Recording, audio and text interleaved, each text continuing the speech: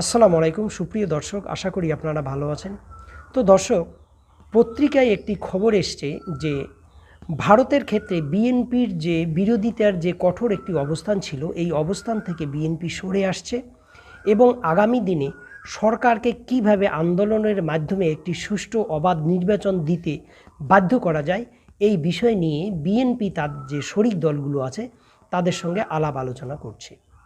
তো দর্শক, ভারতের বিরোধীদের ক্ষেত্রে বিএনপির যে আগের অবস্থান, সেই অবস্থান থেকে তারা কেন সরে আসছে, এই সরে আসার ফলে তাদের আদৌ কি কোনো লাভ হবে কি না, এই বিষয় নিয়ে গুরুত্বপূর্ণ আলোচনা করার চেষ্টা করব। তো দর্শক, ভারতের বিরুদ্ধে বিএনপির আসলে অভিযোগগুলো কি? আপনারা জানেন প্রায় 17 বছর থেকে বিএনপি কিন্তু বাংলাদেশের ক্ষমতার বাইরে, এবং এর মধ্যে যে নির্বাচনগুলো হয়েছে এই নির্বাচনগুলো ছিল প্রশ্নবিদ্ধ নির্বাচন, এবং এই নির্বাচনে বাংলাদেশের বিরোধী দলগুলোর মূল যে বিরোধিতার যে ক্ষেত্রটি, সেটি হচ্ছে এই নির্বাচনগুলোতে ভারত বাংলাদেশের নির্বাচনে হস্তক্ষেপ করেছে এবং শেখ হাসিনাকে ক্ষমতায় আনার ক্ষেত্রে গুরুত্বপূর্ণ ভূমিকা পালন করেছে।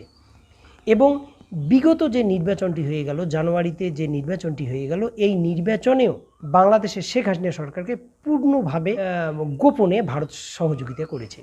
বিএনপির পক্ষ থেকে এই যে দাবিগুলো করা হচ্ছে, এই দাবিগুলোর সত্যতা কতটা, বা এক্ষেত্রে ভারতেরই বা করণীয় কী?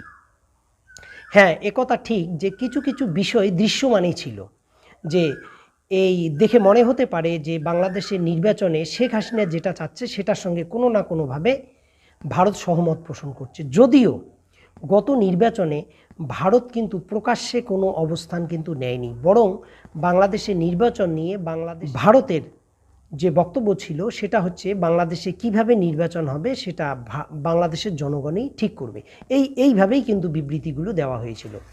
কিন্তু এটাও ঠিক যে পশ্চিমা বিশ্বের, বিশেষ করে মার্কিন যুক্তরাষ্ট্রের নেতৃত্বাধীন যে পশ্চিমা বিশ্ব, ইউরোপীয় ইউনিয়ন বাংলাদেশে অবাধ শান্তিপূর্ণ একটি সুষ্ঠু নির্বাচন, অংশগ্রহণমূলক নির্বাচন হওয়ার ক্ষেত্রে বাংলাদেশ সরকারের উপরে যে ক্রমাগত চাপ প্রয়োগ করছিল, সেই চাপ প্রয়োগের ক্ষেত্রে ভারত সম্পূর্ণ একমত হতে পারেনি।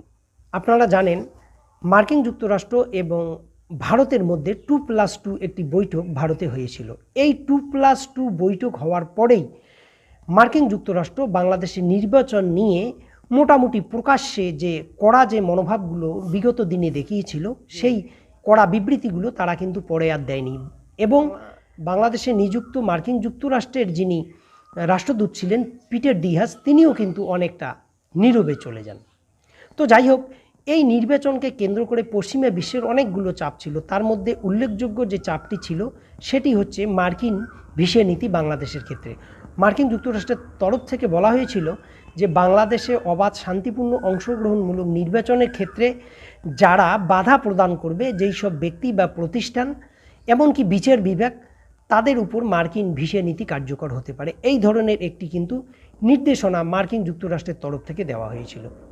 তো এই যে মার্কিন যুক্তরাষ্ট্রের যে এই চাপগুলো সঙ্গে ভারত প্রকাশ্যে কিন্তু সহমতও পোষণ করেনি, আবার বিরোধিতাও করেনি। কিন্তু আপনি অপর দিকে যদি দেখেন, এই মার্কিন ভিসা নীতি থেকে শুরু করে পশ্চিমা বিশ্বের বাংলাদেশের নির্বাচন নিয়ে যে চাপগুলো ছিল, এই চাপগুলোর কিন্তু প্রকাশ্য বিরোধিতা করেছিল চীন এবং রাশিয়া। চীন এবং রাশিয়া প্রকাশ্যে বলেছিল যে বাংলাদেশের অভ্যন্তরীণ রাজনীতিতে মার্কিন যুক্তরাষ্ট্র হস্তক্ষেপ করছে। এটা কিন্তু বাংলাদেশের বর্তমান শেখ হাসিনা সরকারের পক্ষে প্রকাশ্যে একটি অবস্থান ছিল।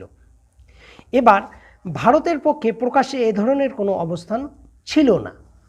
এবার বিষয় হচ্ছে, ধরুন ভারত সরকার মার্কিন যুক্তরাষ্ট্র এবং পশ্চিমা বিশ্বের সঙ্গে একমত হয়ে বাংলাদেশে একটি অবাধ শান্তিপূর্ণ নির্বাচনের ক্ষেত্রে যদি বাংলাদেশ সরকারকে চাপ প্রয়োগ করত, তাহলে কি হতো? এবার ভারতের দিক থেকে বিষয়টাকে বিবেচনা করুন। আপনারা জানেন ভারতের যে 7 সিস্টার, ভারতের উত্তর পূর্বাঞ্চলের যে রাজ্যগুলো, এর মধ্যে অরুণাচল প্রদেশকে ইতিমধ্যেই চীন নিজেদের একটি রাজ্য হিসেবে তারা দেখাচ্ছে। তো এই যে 7 সিস্টার, এটা নিরাপত্তার জন্য বাংলাদেশের মতো একটি প্রতিবেশী দেশকে ভারতের কিন্তু ভীষণ দরকার। বাংলাদেশে যে সরকারি ক্ষমতায় আসুক না কেন সেই সরকারের সঙ্গেই ভারতের ঘনিষ্ঠ সম্পর্ক কিন্তু রেখে চলতে হবে তাদের নিজেদের স্বার্থেই। এবার মার্কিন যুক্তরাষ্ট্রের সঙ্গে সহমত করে ভারত যদি শেখ হাসিনার বিপক্ষে চলে যেত এবং শেখ হাসিনা যদি আবার এই ভারতের এই অবস্থানের কারণে চীন এবং রাশিয়ার পুরোপুরি বলয়ে চলে গিয়ে একটি লোক দেখানো নির্বাচন করে যদি ক্ষমতায় টিকে যেত, তাহলে ভারতের আশঙ্কার ব্যাপার কিন্তু এখানে অনেক ছিল। কারণ আপনারা জানেন এই যে শিলিগুড়ি করিডোর, এটা অত্যন্ত একটি গুরুত্বপূর্ণ জায়গা। এখানে একদিকে ভারত, একদিকে কিন্তু চীন, খুব ছোট্ট একটি সরু একটি জায়গা, যেটা দিয়ে ভারত তার উত্তর পূর্বাঞ্চলের রাজ্যগুলোর সঙ্গে সম্পর্ক সব সময় রাখে। তো সেটাকে যদি বাংলাদেশের সাহায্যে চীন কোনোভাবে যদি কবজা করতে পারে, তাহলে ভারতের নিরাপত্তার জন্য একটি জটিল পরিস্থিতি কিন্তু তৈরি হবে। সুতরাং বাংলাদেশে যে অবাধ শান্তিপূর্ণ নির্বাচন হচ্ছে না, বাংলাদেশে যে গণতন্ত্রকে হত্যা করা হচ্ছে, এটা ভারতের যে থিঙ্ক ট্যাঙ্ক তারা জানে, কিন্তু তারপরেও তারা কিন্তু বলতে পারছে না, শুধু চীনের জুজুর কারণে। আজকে শেখ হাসিনা যে চীনের জুজু শুধু ভারতকে দেখাচ্ছে তা না, মার্কিন যুক্তরাষ্ট্রকে কিন্তু দেখাচ্ছে। ফলে এই যে ঘটনা প্রবাহের কারণে এই যে ঘটনাগুলো ঘটছে, এই ঘটনাগুলোর কারণে কিন্তু ভারত প্রকাশ্যে কোনো অবস্থান নিচ্ছে না এবং বাংলাদেশ সরকার ভারতকে প্রায় জিম্মি করে মার্কিন যুক্তরাষ্ট্রকেও কিন্তু থ্রেট করাচ্ছে যে আপনারা যদি বেশি চাপ দেন আমাদেরকে, সেক্ষেত্রে আমরা চীন এবং রাশিয়ার পুরোপুরি পক্ষে চলে যাব। এই চীন এবং রাশিয়ার প্রকাশ্যে যে অবস্থান বাংলাদেশের শেখ হাসিনার পক্ষে নেওয়া, এটার জন্য ভারত কিন্তু বেশি শঙ্কিত হয়েছিল। ফলে যদি কিছু সাহায্য করেও থাকে, সেটা ভারত করেছে। ভারত যখন নিশ্চিত হয়েছে যে শেখ হাসিনাকে কোনোভাবেই ক্ষমতাচ্যুত করা যাবে না এবং বাংলাদেশে অবাধ শান্তিপূর্ণ একটি নির্বাচন চাওয়াটা শুধু বাংলাদেশের যে সরকার শেখ হাসিনা তার বিপক্ষে চলে যাওয়া, এটা ভারত সরকার বুঝতে পারছিল। ফলে তারা অনেকটা মধ্যপন্থা অবলম্বন করেছিল। যদিও এই শেখ হাসিনা পুনরায় নির্বাচিত হওয়ার পর, একটি দামি নির্বাচনের ফলে নির্বাচিত হওয়ার পর ভারত তাকে সমর্থন দিয়েছে, অভিনন্দন জানিয়েছে, কিন্তু সেটা চীন এবং রাশিয়ার অনেকটা চাপেই কিন্তু বলতে হবে।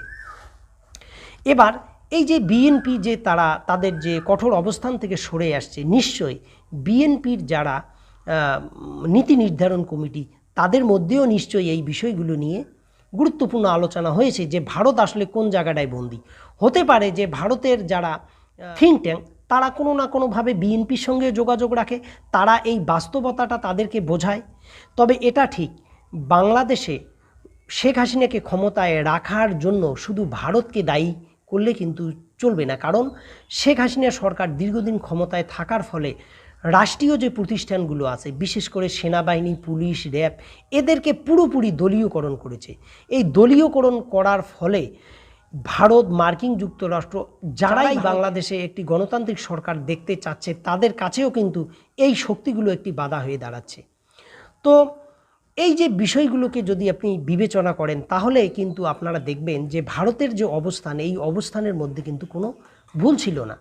বরং বাংলাদেশে আগামী দিনে গণতন্ত্র ফিরিয়ে আসতে পারে বাংলাদেশের বৃহত্তর জনগণের একটি বিশাল এবং জনসমুদ্র করে একটি আন্দোলনের মাধ্যমে, যে আন্দোলনে বাংলাদেশের বর্তমান যে সরকার তাদের টনক নড়ে যাবে এবং বাংলাদেশের যে সাংবিধানিক প্রতিষ্ঠানগুলো আছে তারা বাধ্য হবে জনগণের পক্ষে কাজ করতে। আর এটা না করে যদি শুধু শুধু ভারত বিরোধিতা করা হয়, চীনের বিরোধিতা করা হয়, রাশিয়ার বিরোধিতা করা হয়, মার্কিন যুক্তরাষ্ট্রের বিরোধিতা করা হয়, এগুলো করে কিন্তু কিছুই হবে না, বরং সময় ক্ষেপণ হবে এবং মাঝখান থেকে শেখ হাসিনা সরকার কিন্তু তার যে ক্ষমতা সেটাকে আরও দীর্ঘায়িত করবে। জনগণ যদি ক্ষমতার থেকে শেখ হাসিনাকে ক্ষমতাচ্যুত করতে না পারে, তাহলে ভারত, মার্কিন যুক্তরাষ্ট্র কেউ কিন্তু শেখ হাসিনাকে সরাতে পারবে না। শেখ হাসিনাকে সরানোর একমাত্র পথ হচ্ছে সরকারি প্রতিষ্ঠানগুলোকে জনগণের পক্ষে কাজ করতে হবে এবং সমস্ত বিরোধী দলকে ঐক্যবদ্ধ হয়ে শেখ হাসিনার যে ক্ষমতা তার বিরুদ্ধে আন্দোলন তৈরি করতে হবে এবং পরিশেষে শেখ হাসিনাকেও বুঝতে হবে যে গণতন্ত্র যদি বাংলাদেশে টেকে, এটা বাংলাদেশের ভবিষ্যতের জন্যই কিন্তু ভালো হবে। তো দর্শক, আমি মনে করি যে বিএনপি বর্তমান যে অবস্থানটা নিয়েছে, এই অবস্থানটা নিশ্চয়ই আগামী দিনে বিএনপির জন্য ভালো হবে। কারণ আপনি বিরোধিতা করে কি পাবেন? আপনি তো কিছু পাবেন না। বরং যদি আপনি নিরপেক্ষ থাকেন, নিরপেক্ষ থাকলে কিছুটা সহানুভূতি আপনারা ভারতের কাছ থেকে কিন্তু পেতে পারেন। এবং বিএনপিকে, ভারতকেও আশ্বস্ত করতে হবে বিভিন্নভাবে যে তারা যদি কোনো দিন ক্ষমতায় আসে ভারতের সঙ্গে সুসম্পর্ক রেখে আগামী দিনে তারা কাজ করবে, এই বিষয়টি কিন্তু সুনিশ্চিত করতে হবে। তো দর্শক, ভালো থাকুন, সুস্থ থাকুন। আমার এই বিশ্লেষণ আপনাদের কেমন লাগলো আপনারা অবশ্যই কমেন্টে লিখবেন, এবং যদি ভালো লাগে আমার এই বিশ্লেষণ আপনারা আপনাদের বন্ধুদের মধ্যে শেয়ার করে দেবেন। ভালো থাকুন, সুস্থ থাকুন, আল্লাহ হাফেজ।